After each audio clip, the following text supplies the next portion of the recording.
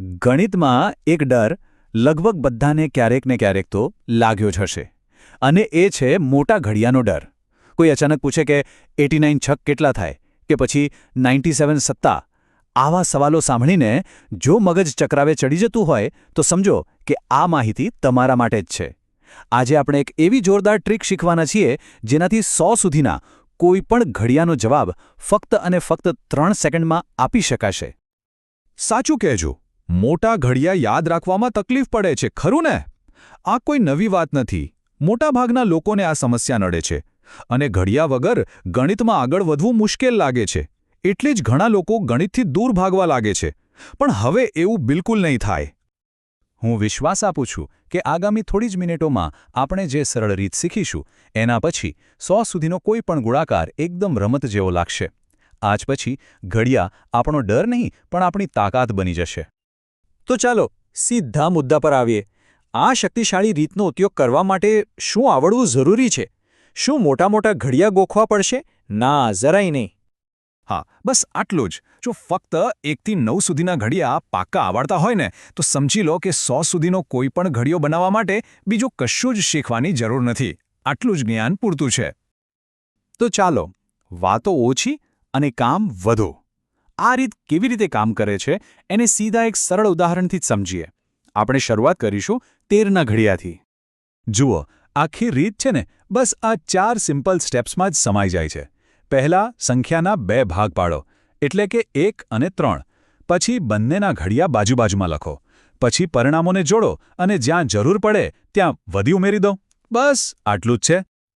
તો 13નો ઘડિયો બનાવવા માટે આપણને ફક્ત 1 અને 3ના ઘડિયા જોઈએ. જુઓ, 13 એકા 13, 13 દુ 26, 13 તેરી 39. અહીં સુધી તો બધું એકદમ સીધું અને સરળ છે, સાચું ને? કારણ કે હજી સુધી કોઈ વધી આવી જ નથી. ઓકે, હવે ખરી મજા શરૂ થાય છે. 13 ચોક તો 1ના ઘડિયા પ્રમાણે 4 અને 3ના ઘડિયા પ્રમાણે 12. હવે એકમના સ્થાન પર આપણે 12 એટલે કે 2 અંક તો ન રાખી શકીએ. તો અહીંથી જ આપણી ટ્રીક શરૂ થાય છે. આપણે 12માંથી 2ને રાખીશું અને 1ને વધી તરીકે આગળ મોકલી દઈશું. હવે જુઓ શું થાય છે. પેલી જે વધીનો 1 હતો ને એ આગળના અંક 4માં ઉમેરાઈ જશે. એટલે 4 વત્તા 1 થયા 5 અને પાછળ 2 તો હતા જ. તો જવાબ શું મળ્યો? 52. છે ને એકદમ સરળ? ચાલો એક બીજું ઉદાહરણ લઈએ એટલે આખી વાત મગજમાં બરાબર ફિટ થઈ જાય. 13 પંચા. અહીં આપણી પાસે છે 5 અને 15. તો 15માંથી 5 રહેશે અને 1 વધી તરીકે આગળ 5માં ઉમેરાશે. એટલે કે 5 વત્તા 1 થયા 6 અને પાછળ 5. જવાબ આવી ગયો 65. સરસ. હવે જ્યારે મૂળભૂત રીત સમજાઈ ગઈ છે તો મોટા પડકાર માટે તૈયાર? ચાલો હવે એક એવી સંખ્યા લઈએ જે ખરેખર ડરાવણી લાગે છે અને જોઈએ કે આ રીત ત્યાં પણ એટલી જ સરળતાથી કામ કરે છે કે નહીં. 87નો ઘડિયો. આના માટે કંઈ નવું નથી કરવાનું. ફક્ત 8 અને 7ના ઘડિયાની જરૂર પડશે. પહેલાંની જેમ જ બંનેને બાજુ-બાજુમાં ગોઠવી દઈશું. યાદ રાખજો, ભલે સંખ્યા ગમે તેટલી મોટી કેમ ન હોય, આપણો નિયમ બદલાશે નહીં. ચાલો પહેલું ઉદાહરણ જોઈએ. 87 દુ તો 8 દુ 16 અને 7 દુ 14. આપણી પાસે આવ્યા 16 અને 14. હવે 14માંથી 4 રહેશે અને 1 વધી તરીકે 16માં ઉમેરાશે. એટલે 16 વત્તા 1 થયા 17 અને પાછળ 4. જવાબ મળી ગયો 174. જોયું? નિયમ બિલકુલ એ જ છે. બસ આ જ તો વાત છે. નિયમ બિલકુલ એનો એ જ રહે છે. ચાલો 87 તેરી જોઈએ. 8 તેરી 24, 7 તેરી 21. આપણી પાસે છે 24 અને 21. તો 21માંથી 1 રહેશે અને 2 વધી તરીકે 24માં ઉમેરાશે. 24 વત્તા 2 થયા 26 અને પાછળ 1. જવાબ છે 261. આ તો થઈ આખો ઘડિયો બનાવવાની વાત. પણ આપણે તો 3 સેકન્ડની વાત કરી હતી, યાદ છે? તો ચાલો હવે એ જાદુ જોઈએ.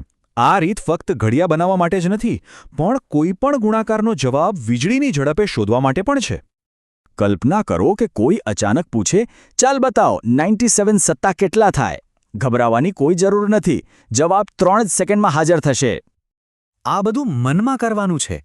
પહેલી સેકન્ડમાં વિચારો 9 સત્તા 63, બીજી સેકન્ડમાં વિચારો 7 સત્તા 49. આ બે નાના ગુણાકાર તો આપણને આવડે જ છે, બરાબર ને? અને ત્રીજી સેકન્ડમાં બસ વધીને જોડી દો 49માંથી 4ને વધી તરીકે 63માં ઉમેરો.